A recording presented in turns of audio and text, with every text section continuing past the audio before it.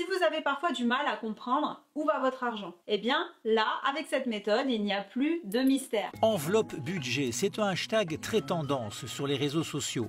Les influenceuses promettent des recettes miracles pour boucler les fins de mois. Elles n'ont aucune qualification financière, mais elles vendent leurs conseils très cher.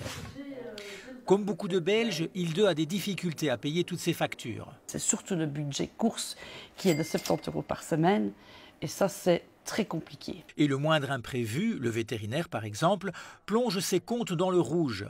Pour On n'est pas des pigeons, elle a accepté de s'aventurer dans l'univers sonnant et trébuchant des influenceuses.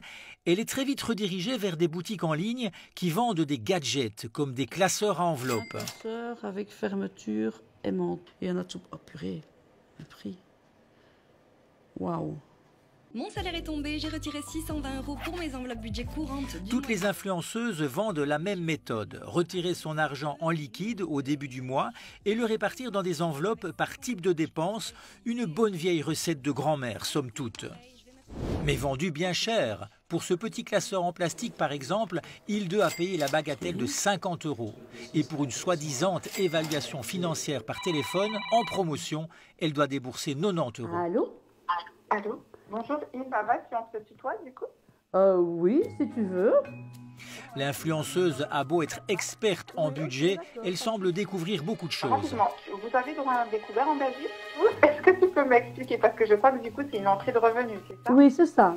Attends, il y a un truc que j'essaie de... D'accord. Alors, excuse-moi, j'ai confondu avec autre. Alors, excuse-moi, Yves, c'est vraiment moi qui ai fait une erreur dans les lignes.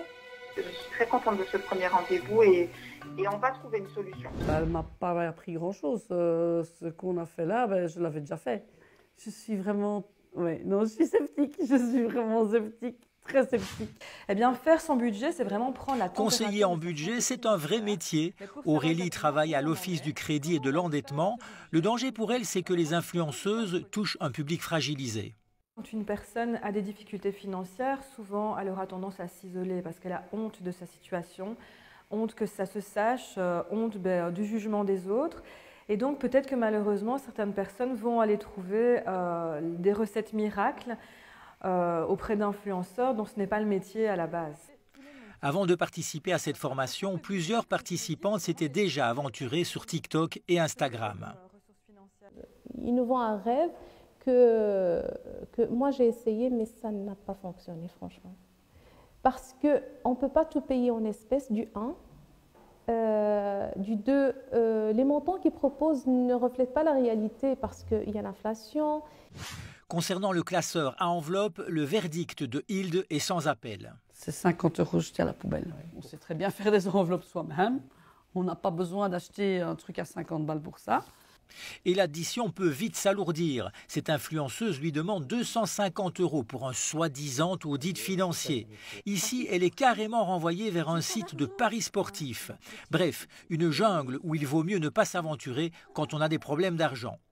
C'est plutôt dans un livre, certes déniché sur le site d'une influenceuse, que Hilde a trouvé les informations les plus utiles.